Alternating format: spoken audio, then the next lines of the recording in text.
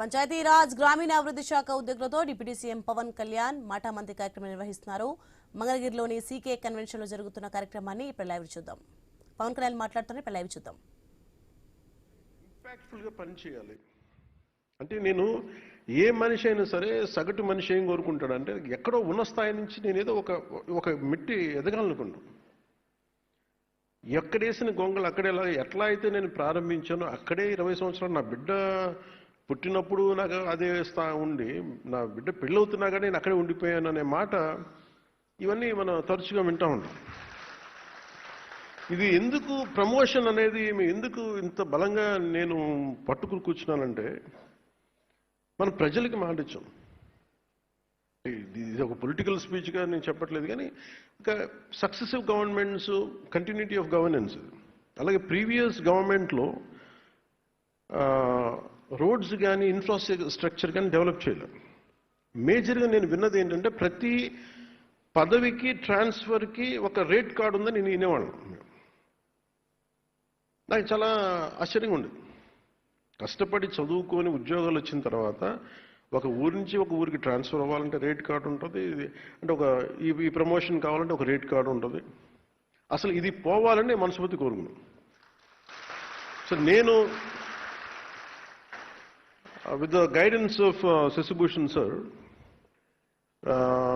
మా ఓఎస్డి వెంకటకృష్ణ గారితో కృష్ణతేజ గారితో కూర్చొని నాకు ఎంత ట్రాన్స్పరెంట్గా మనం ఇవ్వగలం. ₹1 పంచాయతీ ఖర్చు పెడితే రోడ్లు పడాలి, రోడ్లు వేసిన కాంట్రాక్టర్లకి అంటే వెంటనే మీరు డబ్బులు ఇవ్వకపోయినా కనీసం వాళ్ళ సకాలంలో వాళ్ళ డబ్బులు వాళ్ళు కాంట్రాక్ట్ చేసిన పెట్టిన పెట్టుబడి డబ్బులు ఇచ్చేయాలి. అలాగే పిఆర్ ఉద్యోగులు కానీ రూరల్ వాటర్ సప్లై కావచ్చు,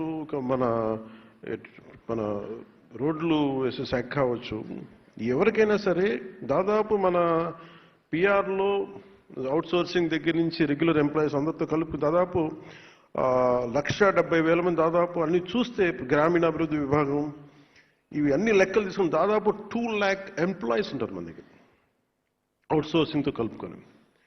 సో దీంట్లో ఎగ్జామ్స్ రాసి వచ్చి వీళ్ళందరికీ మనం పదోన్నతి ఎలా ఇవ్వాలి, ట్రాన్స్పోర్ట్స్ ఎలా ఇవ్వాలి అని కూర్చున్నప్పుడు పాపం దీనికి వెన్నెముకలాగా పనిచేసింది వెంకటకృష్ణ గారు. అంటే మన అదృష్టం ఇంకా ఈ భారతదేశం ఇంకా వ్యవస్థ అంటే మనకున్న ఈ పొలిటికల్ ఇన్వాల్వ్మెంట్కి వీటికి ఇంకా వ్యవస్థలు బలంగా ఉన్నాయంటే వెంకటకృష్ణ గారు లాంటి అధికారులు ఇంకా ఉండటం వల్ల వాళ్ళు ఏం కోరుకోరు. వాళ్ళు నేను పాపం ఆయన వచ్చినప్పటి నుంచి ఆయన తపన ఏంటంటే సార్ రిఫార్మ్స్ రావాలండి, ఏదైనా చేయాలి, మీ టైంలో రావాలి, ఇదే చెయ్యాలి, పాపం తెగపడేవాడు.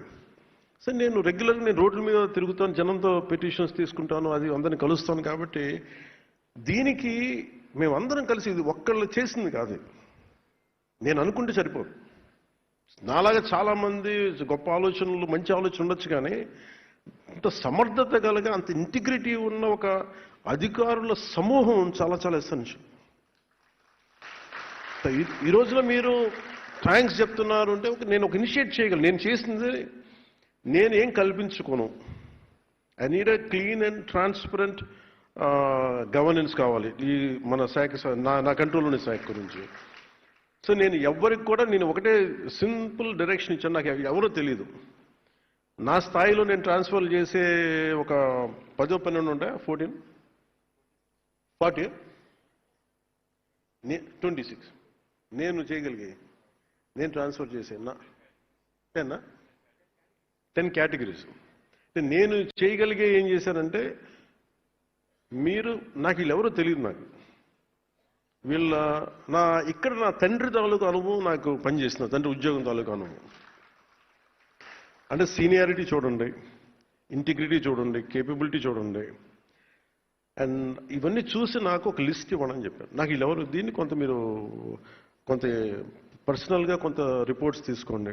అలాగే దాంతోపాటు ప్రతి మంత్రి గారు కానీ ఎమ్మెల్యేస్ కానీ ఏమి ఇచ్చినా కానీ వాళ్ళ లిస్ట్ కూడా తీసుకోండి. వాళ్ళు కూడా జనరల్గా సిఫార్సులు చేస్తారు, మాకు ఈ అధికారి కావాలి, ఈ అధికారి కావాలంటే నేనేం చెప్పానంటే ఎవరిని డిసప్పాయింట్ చేయొద్దు, కానీ మీరు ఒక ఫ్రేమ్వర్క్ పెట్టండి.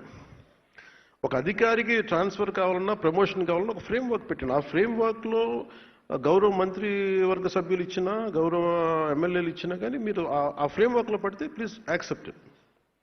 ఆ ఫ్రేమ్ వర్క్లో పడపోతే అది నేను చెప్పినా కానీ చేయగలను. ఇంతే నేను ఇచ్చిన సింపుల్ డైరెక్షన్ ఇచ్చాను. ఎందుకంటే మనకి ఎఫిషియెంట్ అఫీషియల్స్ ఉన్నప్పుడు మనం ఇవ్వగలిగేది పాలసీ డైరెక్షన్ ఇస్తాం. సో సమర్థవంతంగా చేసి ఈ రోజున మనం సాధించింది ఏంటి అంటే ముందు 10,000 మంది పైచిలుకు దాదాపు ఇంకొక 3-4 వేలు వస్తాయి మన ప్రమోషన్స్లో. ఇది ఉమ్మడి ఆంధ్రప్రదేశ్లో కూడా జరగలేదు. ఈ రోజుకి నాకు మన మన తెలంగాణలో జరిగిందో లేదో కూడా నాకు ఇంకా తెలియదు. ఐ థింక్ ఇది ఇంకా ఇలాంటి రిఫార్మ్స్ ఇంకా అక్కడ ఇంత పదోన్నతులు ఇంకా అక్కడ జరిగినట్లేదు. అంటే ఇది ఒక ప్రెసిడెంట్ అయింది మన ఆంధ్రప్రదేశ్కి. సో నేను మీ బాగోగులు కోరుకునే వ్యక్తి. మీరు బాగుండాలి. ఎందుకంటే నేను నా తండ్రి చూసేవాడిని. అంటే నేను పుట్టేటప్పుడు మా father head constable petty officer అనేవాళ్ళు. సో మా అన్నయ్య గారు పుట్టేటికి ఆయన ఒక కానిస్టేబుల్గా జాయిన్ అయ్యారు. సో నాకు పెటీ ఆఫీసర్గా నుంచి మా నాన్న ప్రతి ప్రమోషన్కి ఎప్పుడు వస్తుంది, ఎస్ఐ ఎప్పుడు అవుతారు, ఎగ్జామ్స్ రాసేవాళ్ళు ఆయన, తర్వాత ప్రిన్సిపల్ ఎస్ఐ ఎప్పుడు అవుతారు, ఇంకొక 3-4 సంవత్సరాల్లో మనం సిఐ అవ్వచ్చు. ఈ మాటలు వింటూ ఉండేవాడిని చిన్నప్పుడు. నేను అసిస్టెంట్ ఎక్సైజ్ సూపరింటెండెంట్గా వస్తే మనం ఈఎస్ ఎక్సైజ్ సూపరింటెండెంట్గా అవ్వచ్చు. ఇవన్నీ అంటే ప్రతి చిన్న ప్రమోషన్ ఇంట్లో ఒక పండగ వాతావరణం.